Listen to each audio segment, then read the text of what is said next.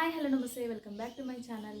ఈరోజు అయితే ఇంట్లో పనులు అయితే స్టార్ట్ చేసాము. ఇంకా అన్నీ కట్టి పెట్టడం కానీ తీసుకెళ్లాల్సిన సామాన్ అయితే మేమైతే రెడీ చేసుకోవాలనుకుంటున్నాము. ఏమేమి తీసుకెళ్ళాలి ఏమేమి తీసుకెళ్ళొద్దు అని చెప్పేసి ఇంకా మేమైతే డిసైడ్ అవుతున్నాము. ఇప్పుడే లగేజ్లు అయితే ప్యాక్ చేయడం స్టార్ట్ చేసేసాము. ఇంకా లాకర్ మొత్తం సెట్ చేస్తున్నాను. ఇంకా అవసరం ఉన్నవి ఏంటి అవసరం లేనివి ఏంటి అనేది తీసుకెళ్ళడానికైతే ఇంకా అలా ప్యాక్ అయితే రెడీ చేసేసాను.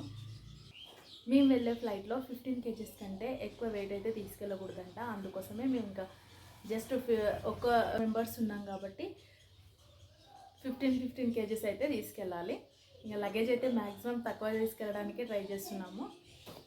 మొత్తం శారీస్ అయితే ఇక్కడ పెట్టేస్తున్నాను. శారీస్ మాత్రం ఒక 2-3 మాత్రమే తీసుకుంటున్నాను. మొత్తం డ్రెస్సెసే తీసుకున్నాను నేనైతే. అక్కడ వెదర్ కూల్గా ఉంటుంది కాబట్టి నేను మ్యాక్సిమం అయితే పంజాబ్లో తీసుకున్న స్వెటర్ ప్యాంట్సే నా దగ్గర ఉన్నాయి, అవే తీసుకెళ్తున్నాను. అప్పుడు పంజాబ్లో తీసుకున్నప్పుడైతే నేనైతే పడేయలేదు, అలాగే పెట్టుకున్నాను. ఇంకా ఇక్కడంతా యూజ్ ఏం రాలేదు కాబట్టి ఈ స్వెటర్ ప్యాంట్స్ వచ్చేసి పంజాబ్లో తీసుకున్నవి. ఈ క్యాప్స్ వచ్చేసి పంజాబ్లో తీసుకున్నాము, కానీ ఇంకా అప్పుడైతే యూజ్ చేయలేదు. ఇప్పుడు ఇంకా చాలా కూడా ఈ క్యాప్స్ అయితే ఒక్కసారి కూడా పెట్టుకోలేదు. చాలా కొత్తవి ఇవి, చాలా బాగున్నాయి. అంతే 4 క్యాప్స్ అయితే ఉన్నాయి.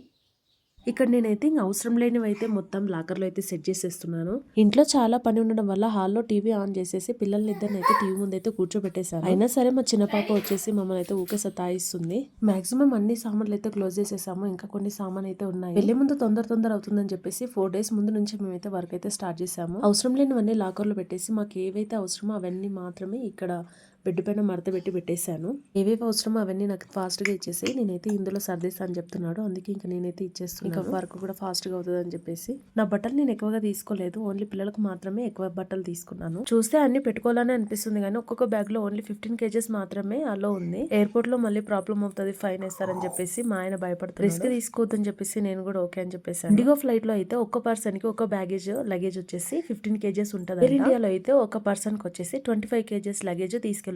మేము వెళ్లాల్సిన ఫ్లైట్ వచ్చేసి ఇండిగో ఫ్లైట్. మా ఆయన లగేజ్ అంతా ఉండదు అనుకుని ఇండిగో ఫ్లైట్ అయితే బుక్ చేసి మేము తీసుకెళ్లాల్సిన టోటల్ లగేజెస్ వచ్చేసి 45 kgs మాత్రమే. మాక్సిమం పిల్లలకి స్వెటర్స్ క్యాప్స్ అన్ని ఇక్కడ నుంచే తీసుకెళ్తాం. ఇక్కడ మన దగ్గర ఉన్న రేట్ కంటే అక్కడ డబుల్ రేట్ ఉంటదంట. అందుకోసమనే ఇప్పటి వరకు అయితే ఇంట్లో నేను పిల్లలు మాత్రమే ఉండేవాళ్ళము. ఇంకా ఇప్పటి నుంచి ఇంట్లో ఎవరు ఉండరు కాబట్టి ఇల్లు అంతా మొత్తం దుమ్ము అయిపోతుంది అని చెప్పి ఉన్న సామాన్ అంతా బాక్స్ లో సర్దేసేసి ఇల్లు మొత్తం క్లీన్ గా పెట్టేయాలనుకుంటున్నాము. మళ్ళీ లీవ్ వచ్చినప్పుడు మాకు డబుల్ వర్క్ ఉండకుండా ఈజీగా అవుతుందని చెప్పేసి ఇద్దరు పిల్లలు పెట్టుకుని ఇంట్లో ఒంటరిగా ఉండడం కంటే కష్టమైన సుఖమైన భర్తతో ఉండడమే బెటర్. ఇంతకీ నేను ఎక్కడికి వెళ్తున్నానో మీకు చెప్పలేదు కదా. మా ఆయనకైతే పోస్టింగ్ వచ్చింది. అక్కడ మాకు ఫ్యామిలీ క్వార్టర్స్ ఇచ్చారు. అందుకోసమనే మా ఆయన మమ్మల్ని తీసుకెళ్ళడానికి లీవ్ వచ్చాడు.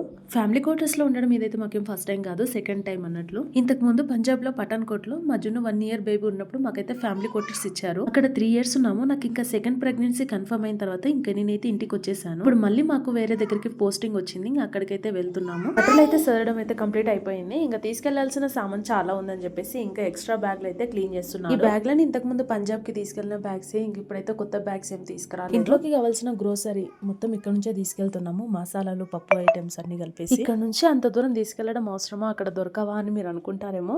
అక్కడ కూడా దొరుకుతాయి. మన దగ్గర ఉన్నంత టేస్ట్ అయితే అక్కడైతే ఉండవంట. అక్కడ ఫుడ్ మనం తినలేమంట. అందుకోసమని అన్ని ఇక్కడ నుంచే తీసుకెళ్తామని చెప్పేసి మా ఆయన చెప్పేసి మరీ ఎక్కువగా అయితే ఏం తీసుకెళ్లట్లేదు. ఓన్లీ 2-3 months కి వచ్చే వరకు తీసుకెళ్తున్నాం. ఇక్కడ నుంచి తీసుకెళ్తున్నాం అంటే మీరే అర్థం చేసుకోవాలి ఇంకా అక్కడ ఫుడ్ ఎలా ఉంటుందో అని చెప్పేసి. స్పెషల్ గా అయితే అక్కడ ఇడ్లీ రవ్వ, చింతపండు, మినపప్పు అసలే దొరకవంట. చింతపండు డైరెక్ట్ గా మనం చెట్టు నుంచి తీసింది ఎలా ఉంటుందో అలాగే ప్యాక్ చేసి పెడతారంట. ఇంకా అలా అది మనం తినలేదు కోసమనే మేమైతే ఇంకా ఇట్లా ఇంటి నుంచి అయితే తీసుకెళ్తున్నాము. ఇంకా ఇంట్లో ఉన్న సామాన్ అంతా వచ్చేసి ఇక్కడ ఉన్న కనిపిస్తున్న కింది పైన ఉన్న బాక్స్ లోను మొత్తం సెట్ చేసేసాము. ఇంకా పిల్లల సైకిల్ కూడా పైన పెట్టేసాము. ఇంకా మాక్సిమం అయితే ఏవైతే ఇంకా కింద పెట్టలేదు. మేము తీసుకెళ్లాల్సిన లగేజ్ వచ్చేసి ఇక్కడైతే రెడీగా ఉంది. ఒక్కొక్క బ్యాగ్ లో మాక్సిమం అన్ని 15 kgs ఉండేటట్లే చూసుకున్నాము. షోల్డర్ బ్యాగ్ లో ఎంత వెయిట్ ఉన్నా ఓకే గానీ ట్రావెల్ బ్యాగ్ లో మాత్రం ఓన్లీ 15 kgs ఉండాలి. అయితే ఫ్రిడ్జ్ ఆఫ్ చేసి పెట్టాం కాబట్టి ఇంకా డే టైమ్ లో మొత్తం క్లీన్ చేసేస్తున్నాడు. ఫ్రిడ్జ్ కూడా మొత్తం క్లీన్ చేసేసి ఫ్రిడ్జ్ కూడా క్లోజ్ చేసేసాడు. ఇంకా మొత్తం ఇల్లంతా నీట్ గా అయిపోయింది. నెక్స్ట్ వీడియోలో మేము ఎలా వెళ్తున్నాం, ఎక్కడికి వెళ్తున్నాం అనేది మొత్తం చూపిస్తాను. ఈ వీడియో కనుక మీకు నచ్చినట్లయితే లైక్ చేసి సబ్స్క్రైబ్ చేసి కామెంట్ చేయండి.